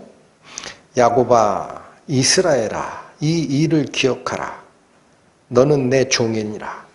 여러분 여기 내 종이다 라고 표현하는 말은 무슨 뜻이냐. 종은 주인의 말을 듣는 자죠. 그러니까 이 얘기예요. 이스라엘아 네가 말 듣고 쫓아갔어야 될 존재는 나 하나님이야 그 뜻이에요. 그런데 왜 나는 안 쫓고 쓸데없는 이방신 우상을 쫓았느냐 그 뜻입니다. 너는 내 종이라 내가 너를 지었으니 너는 내 종이니라. 이스라엘아 너는 나의 이짐이 되지 아니하리라. 그러니까 보십시오. 우상 숭배로 빠졌던 당신의 백성 이스라엘을 하나님이 잊겠다 그래요? 안 잊겠다 그래요? 그러니까 그 백성은 죄를 졌지만 유혹을 받아서 죄를 졌지만 그 백성이 멸망 대상이 아니에요. 그건 하나님이 다시 기억하겠다라는 거야. 내가 다시 찾지 마. 기억하리라. 22절 보세요. 내가 내 허물을 빽빽한 구름에 사라짐같이 내 죄를 안개에 사라짐같이 도말하였으니 너는 내게로 돌아오라. 내가 너를 구속하였음이니라. 자, 이스라엘에게 주는 축복은 뭐냐? 죄에 미혹돼서 다른 신을 섬겼지만 나는 너를 잊어버리지 않을 거다. 내가 너를 기억하리라. 하고 그들의 죄를 깨끗하게 씻어내면서 하나님이 선언하는 게 너는 내게로 돌아오라. 내가 너를 구속하였음이니라. 구속했다라는 게 뭐예요? 여기 단어가 어려워요. 수갑 채우고 인신 구속했다는 얘기가 아니에요. 이 단어는 구는 구하다야. 구할 구. 속은 대가를 치르다 할 때 한자예요. 속. 그러니까 구하기 위해서 너 대신 내가 값을 치렀다. 너는 돌아오라. 이게 구원의 핵심 아닙니까? 23절 보십시오. 여호와께서 이 일을 행하셨으니 하늘아 노래할지어다. 땅의 깊은 곳들아 높이 부를지어다. 산들아 삼림과 그 가운데 모든 나무들아 소리내어 노래할지어다. 여호와께서 야곱을 구속하셨으니 이스라엘로 자기를 영화롭게 하실 것이미로다. 이제 이스라엘은 하나님께 예배할 수 있는 위치에 돌아왔다. 여러분 신명기 32장 43절에 뭐라고 돼 있어요? 너희 열방들은 주의 백성과 함께 즐거워하라. 주께서 그 종들의 피를 갚으사 그 대적에게 원수를 갚으시고 자기 땅과 백성을 위해서 뭐 하시리라? 속죄하시리라. 그게 여기서 이루어지잖아요. 이 일을 누가 해내신 거예요? 하나님께서 해내신 거지. 여러분 여기 보십시오. 여기 이사야서 44장에서는 내 백성을 유혹하던 자들이 우상이라고만 얘기해요. 우상. 나뭇가지 조각한 거 그거. 너희들이 신으로 알고 쫓아가던 그거 아니야. 너희를 만든 것은 나고 그러므로 내가 너희 아버지지. 나한테 쫓아왔어야 될 너희들이 어찌 신이 아닌 창조주에게 미혹돼가지고 거기를 쫓아갔느냐. 그리고 그걸로 밥도 해먹고 뭐도 해먹고 우상이 주는 나의 즐거움과 영광과 쾌락을 위해서 쫓아갔냐라고 얘기를 합니다. 이 존재가 누굽니까? 요한계시록 갑니다.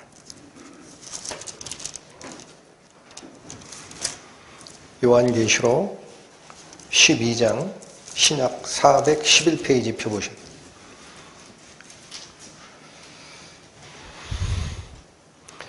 요한계시록 12장 7절에서 9절 봅니다. 7절 하늘에 전쟁이 있으니 여러분 여기서 말하는 하늘이라는 것은 삼차원 공간의 이 스카이를 얘기하는 게 아닙니다. 영의 세계를 얘기하는 거예요. 하늘에 전쟁이 있었습니다. 영적 전쟁이 있었어요. 미가엘과 그의 사자들. 이 미가엘은 누구냐? 하나님 편에 있는 천사의 장입니다. 천사의 최고 지휘권자. 미가엘과 그의 사자들이라는 것은 미가엘의 명령에 따라 움직이는 그의 천사들이에요. 천사가 뭐냐? 하늘천 불일사입니다. 하늘에서 부리는 존재예요. 그러니까 이게 하나님 편에 있는 천사들이에요. 미가엘과 그의 천사들이 누구랑 싸워요? 용으로 더불어 싸웁니다. 이게 하늘의 전쟁, 영적 전쟁이 있었다라는 거예요. 누가 이겼을까요? 용과 그의 사자들도 싸웁니다. 자, 그러니까 용 혼자만 하나님을 비방하고 떠난 게 아니에요. 그 용을 쫓아가는 사자들이 또 있어요. 이게 성경에서 보면 하늘별 3분의 1을 용이 꼬리를 쳐서 땅에 떨어뜨렸다고 합니다. 그래서 신학적 해석은 영적 존재인 천사들의 3분의 1이 사탄을 쫓아갔습니다. 하나님 편에 남아있는 천사들은 3분의 2밖에 없어요. 이게 둘이 영적인 전쟁을 했었다라는 얘기입니다.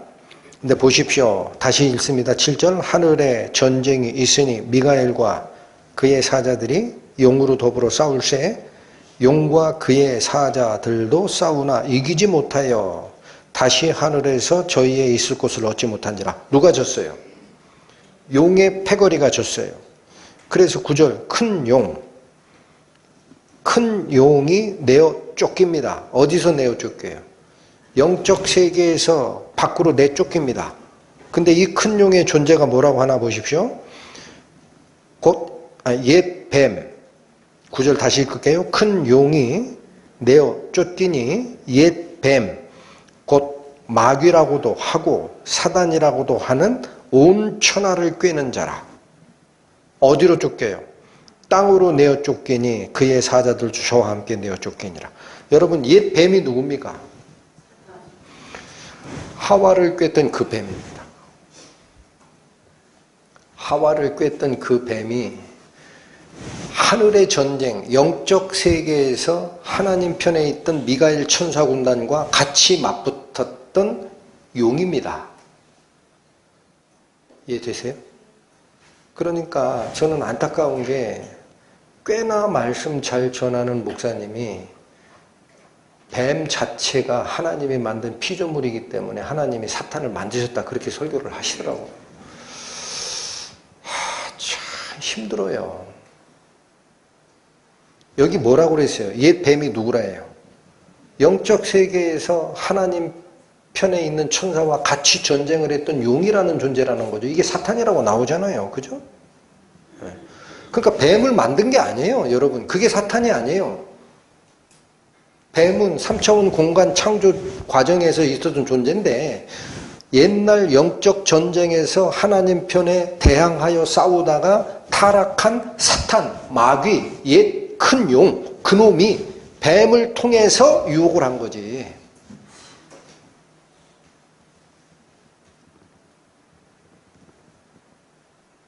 여러분은 이해 안 되시는 거 없죠?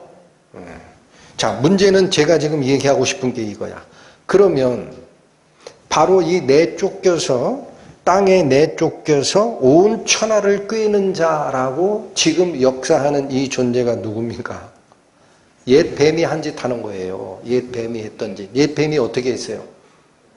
하와에게 먹어. 응? 딱 봤더니 먹음직도 하고 보암직도 하고 지혜롭게 할 만큼 탐스럽기도 한지라. 이 욕심이 딱 하와의 눈에 들어와요.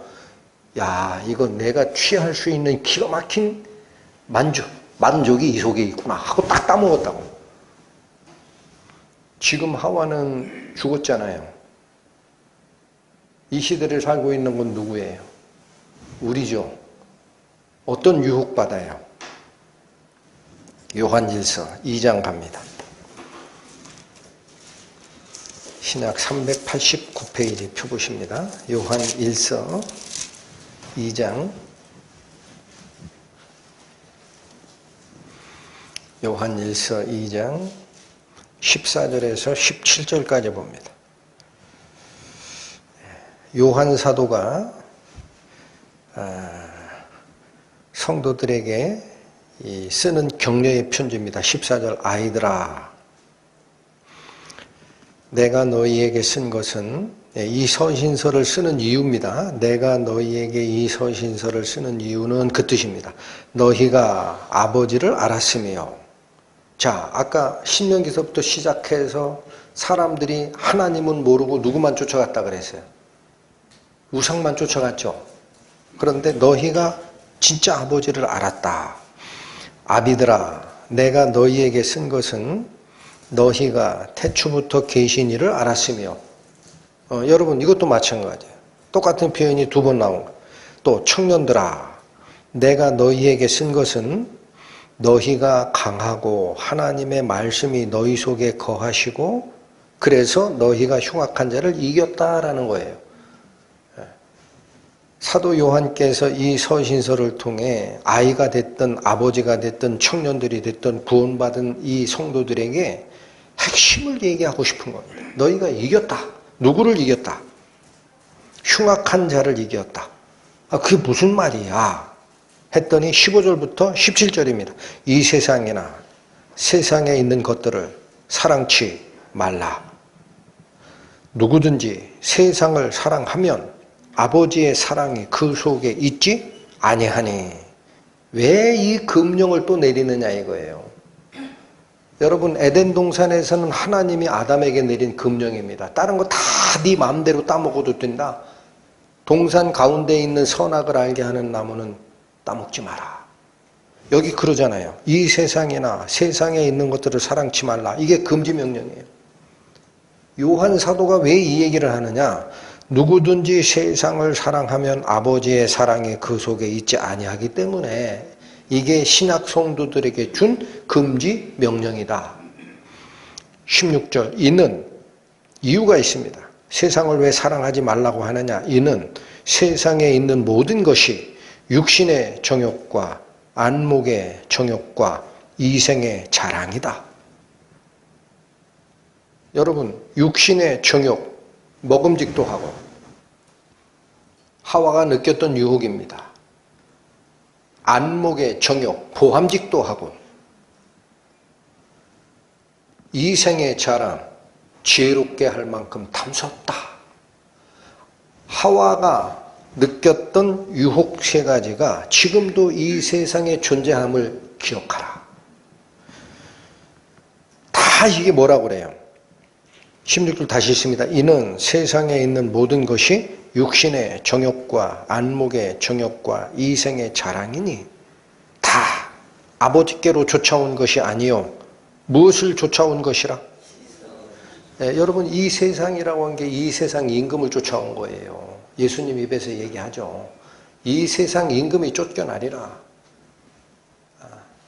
광야에서 모세가 뱀을 든 것처럼 인자도 들려야 하리니 이는 이 세상에 심판이 임하였습니다. 이 세상의 임금이 쫓겨나리라.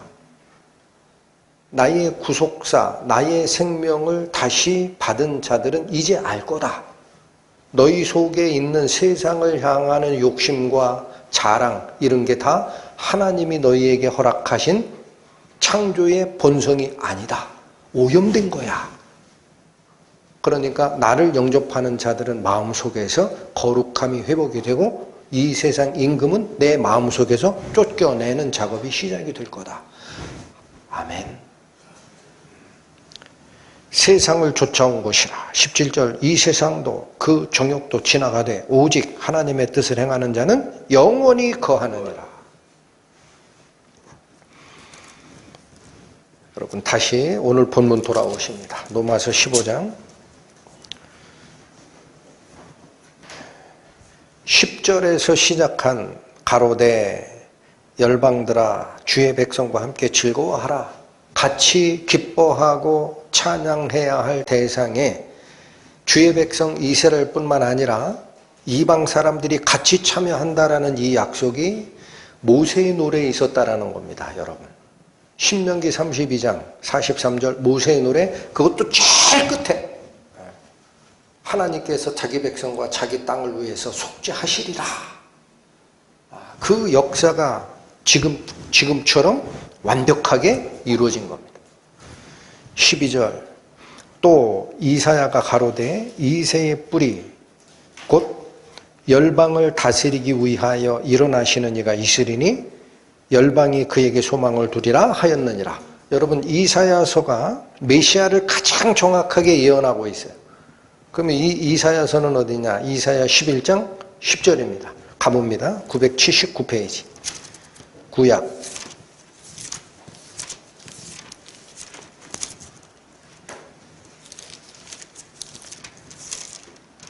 979페이지 이사야서 11장 10절 보시면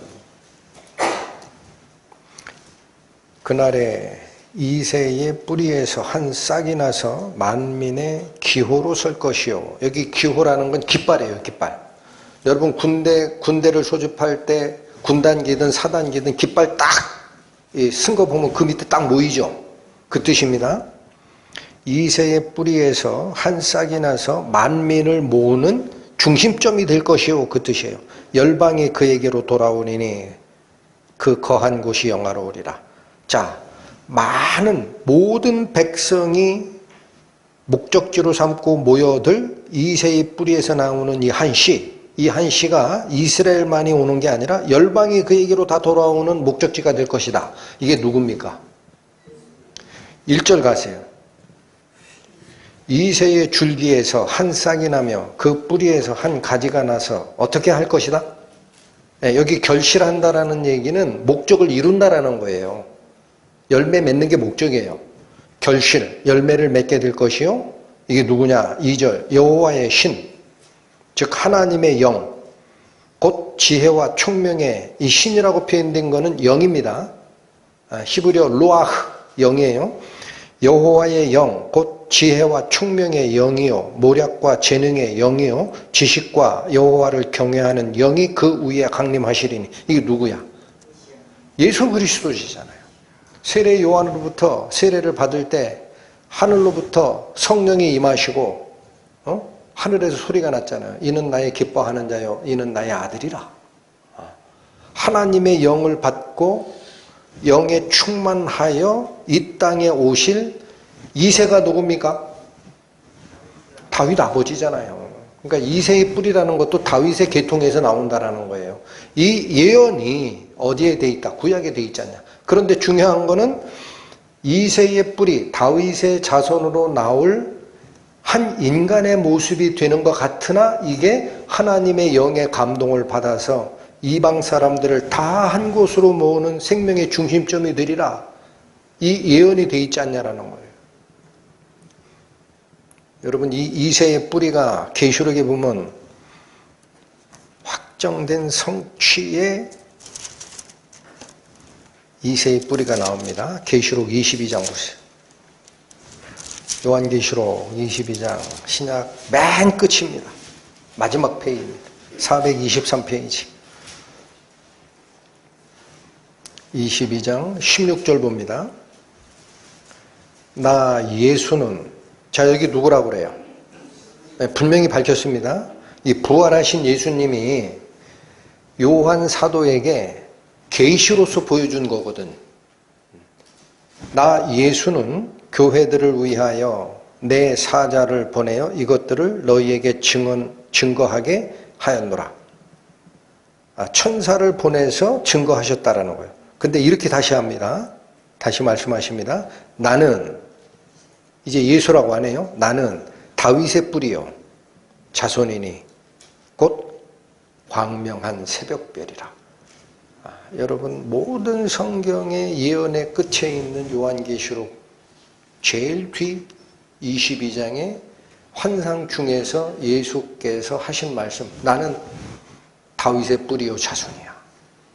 메시아로서 모든 일을 끝냈다. 본문으로 다시 돌아오십니다.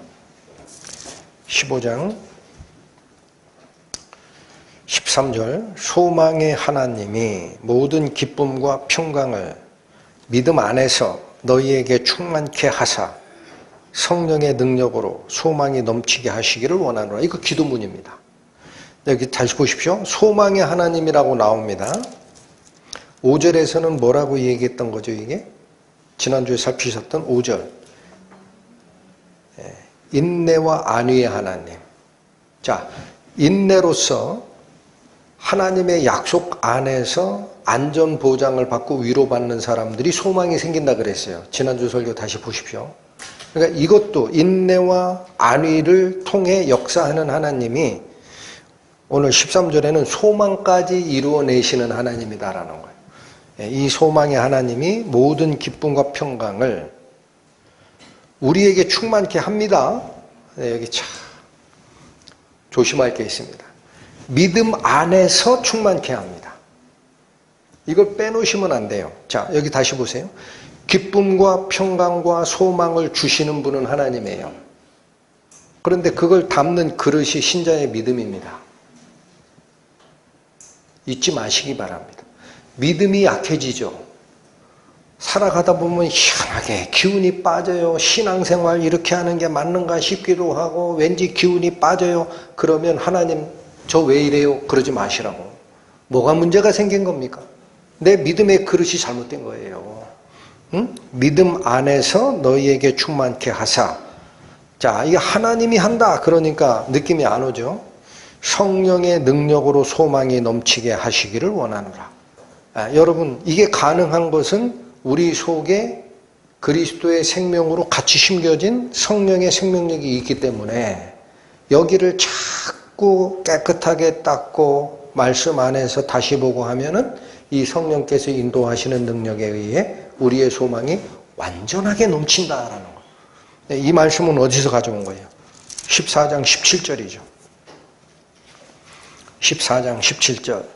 하나님의 나라는 먹는 것과 마시는 것이 아니요. 여러분, 신명기 32장 43절부터 시작한 나의 백성과 나의 자기 땅을 위해 속죄하시리라. 이게 이사야 44장에 가니까 우상을 쫓아가던 그 백성들 마음속에서 죄를 싹 씻어낼 거니까 너희는 나에게 돌아와 라고 얘기했던 그 대적 누구?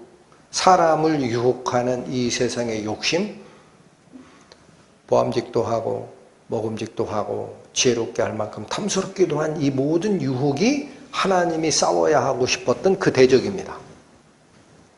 여러분, 죄짓고 거짓말하고 하는 거는 드러난 열매예요. 하나님이 발본 세곤하고 싶은 뿌리가 뭐냐? 기억하셔야 됩니다.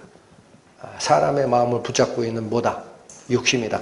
그거 아니라는 거잖아요. 하나님의 나라는 먹는 것과 마시는 것이 아니라 사람들은 이걸 위해서 살잖아. 먹방 반영하고 어떻게 하면 맛있게 먹을까? 무엇을 먹을까? 무엇을 마실까? 그렇게 하는 게 아니요. 오직 성령 안에서 뭐다? 의와 평강과 희락이라. 이걸 이해를 못하니까. 여러분, 하나님 속에서 사는 이 기쁨은 예수님 말씀하셨어요. 요한복음에. 내가 너희에게 평강을 끼치노라. 내가 주는 평강은 세상이 주는 것과 같지 아니하니라. 어떻게 다르다고 해요? 시간이 같지만 한번 볼까요? 시편 84편 펴보십시오. 시편 84편. 구약성경 863페이지 펴보십니다. 시편 84편 10절 보십니다. 찾으셨습니까? 시편 84편 10절. 요건 같이 한번 읽겠습니다. 시작. 주의 궁정에서 한 날이 다른 곳에서 첫날보다 나은즉 악인의 장막에 거함보다 내 하나님 문지기로 있는 것이 좋사오니. 여러분, 우리가 3차원 공간과 교통하고 하기 위해서 하나님이 5가지 센서를 주셨습니다. 오감이라고 하죠. 눈 보고, 귀 듣고, 냄새 맡고, 맛보고, 만지고. 우리가 3차원 공간 속에서 체험했던 가장 아름다운 걸 한번 떠올려 보시죠. 눈이 시리도록 푸른 가은하를 보신 적 있죠? 그때 어떤 느낌 받아요? 가슴이 편해집니다. 또 해가 붉게 떠오르는 아침에 그 일출 광경 혹시 보신 적 있습니까? 가슴이 벅차오잖아요. 뭐 한 것도 없어. 근데 그냥 보고만 있으면 너무나 아름답다. 또 가을 들판에 무르익은 곡식들 혹은 아름답게 핀 꽃 그런 거 보면 어때요? 너무나 즐겁죠. 이게 인간이 느끼는 평강과 기쁨인데 여러분 하늘에서 느끼는 기쁨은 어떨 것 같습니까? 여기 있는 시편 84편 10절 말씀 그대로 대입하면요. 그때 여러분이 눈물 글썽글썽 하고 느꼈던 그 평온함과 가슴 벅참 즐거움에 1000배를 하세요. 이해가 되세요? 그게 가장 하나님께서 우리에게 주고 싶은 성령 안에서 의와 평강과 희락입니다. 다른 것은 오염됐습니다. 기도하시고 마치겠습니다.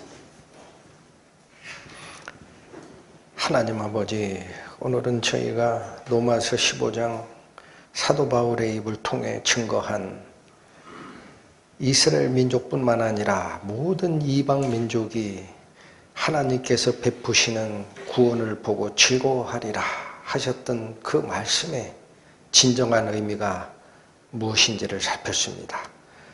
아직도 세상을 지배하는 자, 그 속에 즐거움과 기쁨이 있으니 너희는 무엇을 먹을까, 무엇을 마실까 거기에만 신경을 쓰라 하고 유혹하는 옛 뱀의 유혹이 곧 하나님께서 타파하시고자 하는 가장 큰 적이었음을 다시 확인합니다. 부디 하나님의 생명으로 다시 거듭난 저희들 남은 시간 살아갈 때에 눈을 세상에 돌리지 아니하고 하나님께서 저희에게 주시고자 하는 성령 안에서 누릴 수 있는 올바름과 평강과 희락, 그걸 소망하는 자로 이 세상 살아가기를 원하오니 저희 손을 잡아 인도하여 주옵소서. 예수님 이름으로 기도 올립니다.